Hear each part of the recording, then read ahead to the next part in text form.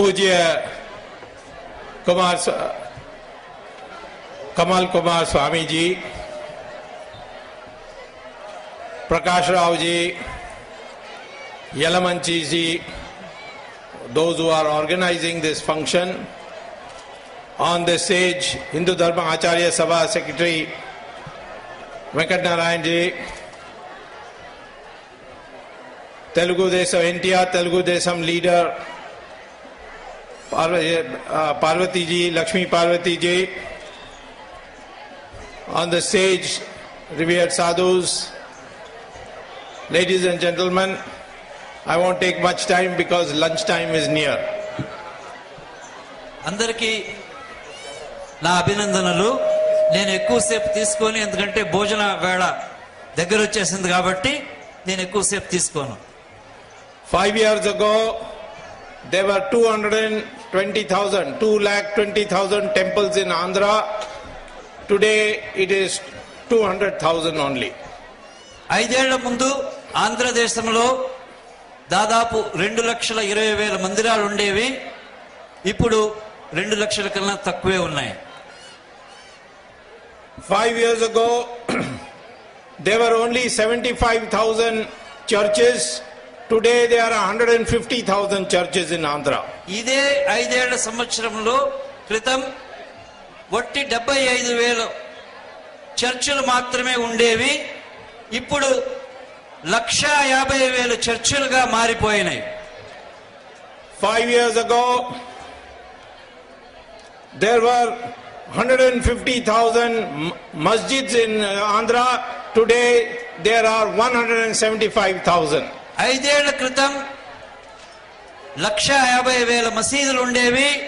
ఇప్పుడు 175,000గా ఎదిగిపోయినవి.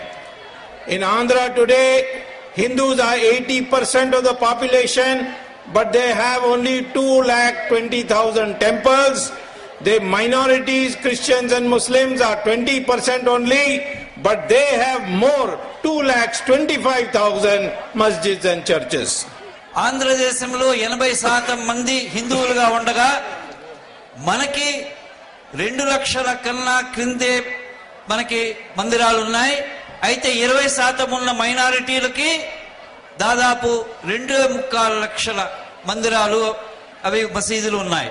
Question is why? Because the Hindu temples are controlled by the government, but there is no control on masjids and churches. ఈ దుస్థితి మనకి ఎందుకు? మనం ఆలోచిస్తే మన మందిరాలు గవర్నమెంట్ కంట్రోల్ కింద ఉన్నాయి. అయితే చర్చిలు మసీదులు వాళ్లే నడుపుకుంటున్నారు, గవర్నమెంట్ కంట్రోల్లో లేదు. Government is auctioning away the temple lands. Government is confiscating temple funds, and the government is also taking over the administration and the governance of the temples. ఈ ప్రభుత్వము మన మందిరాల భూములని అక్రమంగా విక్రయించేస్తున్నది. మన మందిరాలకు వచ్చే సొమ్ముని దగా చేసి దోచుకుంటున్నది. మనల్ని చాలా బాధపెడుతున్నది. Whereas for the masjids and the temples, masjids and churches, government is giving subsidy and foreigners are also sending money for it. అయితే ఇస్లామీయులకి, క్రైస్తవులకి గవర్నమెంట్ సబ్సిడీలు అందజేయటం కాకుండా విదేశాల నుంచి కూడా చాలా డబ్బు వాళ్ళకి వస్తున్నది. Hindu religion is a very democratic, liberal religion. Hindu ధర్మం అనేది చాలా డెమోక్రాటిక్, ఉదారవాది, ప్రజాస్వామ్యం కలిగిన ఒక ధర్మము. ఇది మనందరికీ తెలుసు. Here you can have a masjid and you can read azan. Here you can have a church and celebrate Christmas. ఇక్కడ ఒక మస్జిద్ కట్టవచ్చు, ఆజాన్ చెప్పవచ్చు, ఒక చర్చ్ కట్టవచ్చు, అక్కడ బైబిల్ చదవచ్చు. ఏమాత్రం అభ్యంతరం లేదు మనకి. But can you celebrate Diwali in Saudi Arabia? Can you build a temple in Iran? అయితే సౌదీ అరేబియాలో దీపావళి మనం పండుగ చేసుకోగలమా హిందువులు? ఇరాన్ వంటి దేశంలో లేక వటికన్ వంటి దేశంలో మనం మందిరం కట్టగలమా? If you do that, you will go to jail in those countries. అది మనం అక్కడ తలపెట్టితే మనల్ని జైల్లో వేస్తారు. Can you build a temple in Vatican? మందిరాన్ని వాటికన్ లో మనం కట్టగలమా? You will be thrown out of that country if you do so. వెంటనే మనల్ని బహిష్కరిస్తారు.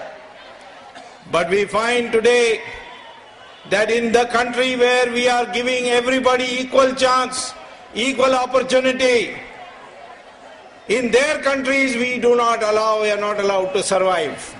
మనం మన దేశంలో క్రైస్తవులకి ఇస్లామీలకి సమానంగా మనం చూసుకునే మన దేశంలో అయితే మన హిందువుల్ని అక్కడ వాళ్ళు సమానంగా చూసుకోవటం లేదు. Why is it the government does not control the masjids and the churches like they control the temples? ఈ గవర్నమెంట్ ఎందుకు మందిరాన్ని కంట్రోల్లో అదుపులో తీసుకున్నట్లు చర్చిలని మసీదుల్ని తీసుకోవటం లేదు? Because the Christians and Muslims vote as united people, Hindus are always in dispersal. ఇది ఎందుకు వీళ్ళు చేయటం లేదు అంటే క్రైస్తవులు మహమ్మదీయులు ఒక్కమ్ముడిగా ఓట్లు వేస్తారు. అయితే మనము పార్టీకి చీలిపోయి ఉన్నాం. Tomorrow if all the 80% Hindus in Andhra Pradesh unite and vote together, YSR will start building temples instead of churches. రేపు మన హిందువులందరూ కలిసి ఒకే పార్టీకి మనం గాని ఓటు వేస్తే ఇదే వైఎస్ రాజశేఖర రెడ్డి మనకి మందిరాన్ని నిర్మించేదానికి ముందుకు వస్తారు. In Kashmir where the Muslims are majority, they've driven out all the Hindus. Kashmir లో ముస్లిం మెజారిటీ ఉన్నది కాబట్టి హిందువులందరినీ అక్కడి నుంచి తరిమి కొట్టినారు. Can the Hindus drive out the Muslims in the same way? అయితే మనం ఇక్కడ మెజారిటీగా ఉన్నాము కాబట్టి ముస్లింని మనం తరిమి కొట్టగలమా? Because we are Hindus, we will not do that. మనం హిందువులు కాబట్టి మనం ఈ పని చేయము. But on the other hand, we find for Rama Setu, I have to go to Supreme Court to argue for 1 year. అయితే ఇంకోవైపు చూసినామంటే నేను రామసేతువును కాపాడేదాని కోసము 1 సంవత్సరం సుప్రీం కోర్టులో ఆర్గ్యూ చేయాల్సి వచ్చింది. నేను 1 సంవత్సరం గడపాల్సి వచ్చింది సుప్రీం కోర్టులో. I wanted the government to change the route of the canal so that it doesn't break Rama Setu. నేను అడిగిందంతా ప్రభుత్వాన్ని ఆ రామసేతు కెనాల్ యొక్క రూట్ ని మాత్రం కాస్త మళ్ళీ చేయండి, సో దట్ రామసేతు కూలకుండా ఉంటుంది, ఆ రూట్ ని మాత్రం మార్చండి మాత్రమే నేను ప్రాధాయపడ్డాను. But when the metro route in Delhi had to be changed from All India Medical Institute to Gurgaon, it took just 1 letter from one Muslim organization to the Prime Minister and the Prime Minister changed the route. ఒక్క ముస్లిం organisation నుంచి 1 letter PM కు వచ్చిన వెంటనే ఢిల్లీ నుంచి గుడ్గావ్ కి All India Institute of Medical Sciences మార్చేస్తాము అని చెప్పి ప్రైమ్ మినిస్టర్ గారు ఒప్పుకున్నారు. అయితే నాకు 1 సంవత్సరం పట్టింది సుప్రీం కోర్టులో ఈ case వాదాడడానికి. Muslim did not have to go to Supreme Court. They just wrote 1 letter to the Prime Minister. ముస్లింలకి సుప్రీం కోర్టుకి ఈ విషయానికి వెళ్ళడానికి అసలు అవసరమే లేదు. వాళ్ళు ఒట్టి ప్రైమ్ మినిస్టర్ కి 1 చిన్న లెటర్ రాస్తే చాలు వాళ్ళ పనులు జరిగిపోతున్నాయి. అయితే నేను పోట్లాడాల్సి వస్తుంది సుప్రీం కోర్టులో ప్రతి హిందూ విషయానికి. Similarly, Konkan Railway had to go via Goa and it had to change the route because there is an old church which may be damaged. Konkan railway గోవాలో 1 రూట్ లో ప్లాన్ చేస్తే దానికి క్రైస్తవులు అక్కడ పాత పురాణ చర్చ్ ఒకటి ఉంది, ఈ రూట్ పనికిరాదని చెప్తే వెంటనే government మార్చుకున్నది. One bishop wrote a letter and the Prime Minister changed the route. 1 bishop 1 పాదరి ప్రైమ్ మినిస్టర్ గారికి ఉత్తరం రాసిన వెంటనే వాళ్ళు ఆ రూట్ ని మార్చుకున్నారు. And if for Ram Setu one Hindu writes a letter to the Prime Minister, he will put it in the waste paper basket. Ram Setu కోసం 1 హిందూ పిఎం గారికి లెటర్ రాస్తే దాన్ని చెత్తకుండీలో వేస్తారు. To save the temples today, we must make sure that the government control of temples is finished. దేవాలయాన్ని మనము పరిరక్షణ చేసుకోవాలి, కాపాడాలి అంటే ఇప్పుడు ఈ గవర్నమెంట్ కంట్రోల్ పోవాలి, మన దేవాలయాన్ని మనమే కాపాడుకోవాలి. In Tamil Nadu, there is a Nataraj temple in Chidambaram and the DMK government has captured it. తమిళనాడులో పంచభూత స్థానమైన నటరాజ టెంపుల్ మందిరాన్ని ఇప్పుడు డిఎంకే గవర్నమెంట్ కబ్జా చేసుకుని ఒక హైకోర్టు రూలింగ్ మూలంగా ఎండోన్మెంట్ లో తీసేసుకున్నది. They have got thousands of temples in government control. They have taken all the money. Now they are looking for other temples where they can capture it and take the money. వేలాది మందిరాలు government కంట్రోల్లో ఉన్నప్పటికీ అన్ని డబ్బుల్ని తీసేసుకుని వాళ్ళు సొంత ఖర్చులకు వాడేసుకుంటున్నారు. అది కాకుండా ఇంకా కొత్త కొత్త మందిరాలు ఏమున్నాయి తీసుకునేదానికి అని చెప్పి వాళ్ళు ప్లాన్ చేస్తున్నారు. So tomorrow I am going to Madras High Court to challenge that. We will win it with the help of Lord Shiva. రేపు మెడ్రాస్ హైకోర్టులో సుబ్రహ్మణ్య స్వామి గారు ఈ నటరాజ మందిరం దీని మీద ఆయనే పర్సనల్ గా అపియర్ అయ్యి ఛాలెంజ్ చేస్తున్నారు, కేసు వేస్తున్నారు. రేపు అది దాఖా చేస్తున్నారు. In Ayodhya there is a Ram temple there, and the Supreme Court permitted the worship in that temple. అయోధ్యలో రామ మందిరంలో సుప్రీం కోర్టు మనకి ఆల్రెడీ పర్మిషన్ ఇచ్చింది, మనం అక్కడ పూజలు సంస్కారాలు చేయొచ్చు అని పర్మిషన్ ఇచ్చింది. But they have put so many restrictions that you cannot do puja there. అయితే దానికి ఎన్ని ఆటంకులు పెట్టినాయంటే మనం అక్కడ పూజలు చేయలేము. అన్ని ఆటంకులు పర్మిషన్ ఇచ్చింది, ఆటంకాలు మనకి పెట్టింది. You cannot come in a shorter distance than 25 meters from the temple. 25 అడుగులు దూరంగా నిల్చుకునే దేవుణ్ణి చూడాల్సిన దుస్థితి మనకు అక్కడ పట్టినది. No archana allowed. అర్చనలు అక్కడ అలౌ చేయటం లేదు, అర్చనలు జరగటం లేదు అయోధ్య మందిరంలో. You cannot put flowers in the temple. మీరు అక్కడ పుష్పాలను కూడా తీసుకెళ్లి మీరు అక్కడ అర్పణ చేసేదానికి మీకు హక్కు లేదు. And there is a big iron bar to prevent you from going there. అక్కడ పెద్ద ఇటువంటి కంచి కోట మాదిరిగా చేసి మీరు లోపలకు పోనీయకుండా మిమ్మల్ని అడ్డుకుంటున్నారు. So today Ramchandraji has been put in jail in India. రామచంద్రమూర్తిని జైల్లో పడేసినంత సిగ్గుచేటు భారతదేశంలో జరిగి ఉన్నది. So therefore I am also going, I have already gone to Supreme Court and Supreme Court has given me permission to argue. Within 1 month we will remove those restrictions and within 1 year we shall build a Ram temple there. ఈ అయోధ్య మందిరం case దాదాపు 50 సంవత్సరాల నిలువలో ఉన్నా మీకందరికీ ఒక శుభవార్త. Doctor Subrahmanya స్వామి గారు ఆ కేసులో కూడా పాలు పంచుకుంటున్నారు. సుప్రీం కోర్టులో ఆయన అపీల్ అవుతున్నారు. ఆయన ఈ కేసు చూసి ఒక నెలలో ఈ ఆటంకాలు తీసేదానికి ఏర్పాటు చేసి 1 సంవత్సరంలో మీకు అందరికీ మంచి శుభవార్త నేను ఇస్తాను అని చెప్పి సభామూలంగా తెలియజేసుకుంటున్నాను. According to international law, which Saudi Arabia agrees, which Iran agrees, which even Pakistan agrees, Masjid is not a part of religion. Masjid is a place where you read namaz. Therefore, masjid can be constructed anywhere in any part of the country. అంతర్జాతీయ చట్టం ఒకటి ఉన్నది ఇస్లామీయులకి. అలానే Iran ఒప్పుకుంటున్నది, Pakistan ఒప్పుకుంటున్నది, Saudi Arabia కూడా ఒప్పుకుంటున్నది. అంటే మస్జిద్ ఎక్కడైనా కట్టొచ్చు, ఎందుకంటే మస్జిద్ లో పవిత్రత లేదు.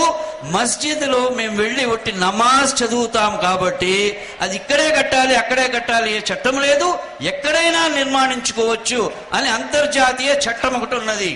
So therefore Saudi Arabia, when they want to build a road, they break masjids.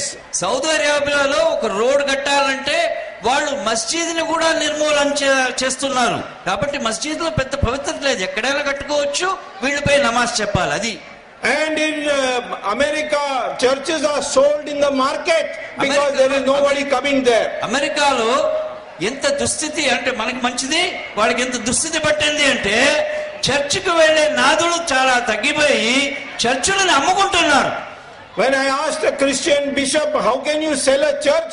He said, church is only a place for praying. We can pray anywhere. నేను ఒక బిషప్ ని అడిగాను, ఏమిటిది చర్చిని మీరు అమ్మేస్తున్నారు అని చెప్పి అడిగితే నాకు చాలా గమ్మత్తుగా అని చెప్పినాడు. చర్చిలో మేము ఎక్కడైనా ప్రే ఎక్కడైనా మేము దేవుడిని మేము ప్రార్థించుకోవచ్చు, ఈ చర్చిలో ఏం పెద్ద పవిత్రత లేదు అని చెప్పి కొట్టిపారేస్తున్నాడు. But temple is not like that. అయితే మన మందిరాలు అటువంటివి కావు. Because we do prana pratishtha puja there. That is why temple is not like that. ఎందుకంటే మనం అది ఒట్టి బిల్డింగ్ కాదు, దానిలో మనం ప్రాణ ప్రతిష్ఠ చేసిన విగ్రహం ఉంది కాబట్టి అది మనకి ఎంతో పవిత్రమైన ఒక ప్రదేశం. Our Swamijis do 41 days of fast and then the God is invited to enter the murti. Then only the temple is built. మన పూజ్య స్వాముల వారందరూ 41 రోజు వ్రతం ఉండి ఉపవాసం ఉండి ఆ తర్వాత వాడు చేసే ప్రాణ ప్రతిష్ఠకి ఎంతో ఎంతో గౌరవం ఉన్నది, ఎంతో విలువ ఉన్నది. So masjid can be broken, churches can be sold, but mandir cannot be touched once the prana pratishtha puja is done. ఎన్ని క్రైస్తవ చర్చిలు గాని, ఎన్ని మసీదులు గాని, చర్చిలు అమ్మొచ్చు, మసీదులు కూలగొట్టొచ్చు, ఏమైనా చేయొచ్చు, కానీ ప్రాణ ప్రతిష్ఠ చేసిన తర్వాత ఒక మందిరాన్ని తాకేదానికి కూడా మనకు అర్హత లేదు. And in Ram Janmabhoomi in Ayodhya, King Vikramaditya did prana pratishtha puja, therefore that is where the temple will stand and nowhere else. Rama జన్మభూమిలో Vikramaditya రాజు ఆయన ప్రాణ ప్రతిష్ఠ చేసిన విగ్రహం ఉన్నది కాబట్టి ఆ మందిరం అక్కడే నిర్మాణిస్తాము, వేరే ఒక చోట్లో లేదు. And if the Muslims want a masjid, they can put it somewhere else. ముస్లింలకు మస్జిద్ కావాలంటే వాళ్ళు ఎక్కడైనా పెట్టుకోవచ్చు. There are 42 masjids in Ayodhya, but there are no Muslims to read namaz, so they are all being used as cow sheds. అయోధ్యలో 42 మసీదులు ఉన్నాయి, కానీ అన్ని ముస్లింలు లేరు నమాజ్ చేసేదానికి. So why are these Muslims demanding that we not take Ram Janmabhoomi? ఇది ఇలాగుంటే ఎందుకు ముస్లింలు డిమాండ్ చేస్తున్నారు, మాకు రామ జన్మభూమి స్థలమే కావాలి మసీదుకు అని? As fellow Indians, they should be helping us, saying yes, build a temple. భారతీయులు సహభారతీయులుగా వాళ్ళు మేము మీతో కలుస్తాం, మీ మందిరాన్ని కడతారని చెప్పాలి, కానీ వాళ్ళు మనతో ఇట్లు పొట్టాడకూడదు. Every Muslim's ancestors are Hindus, they are all converted people. Correct.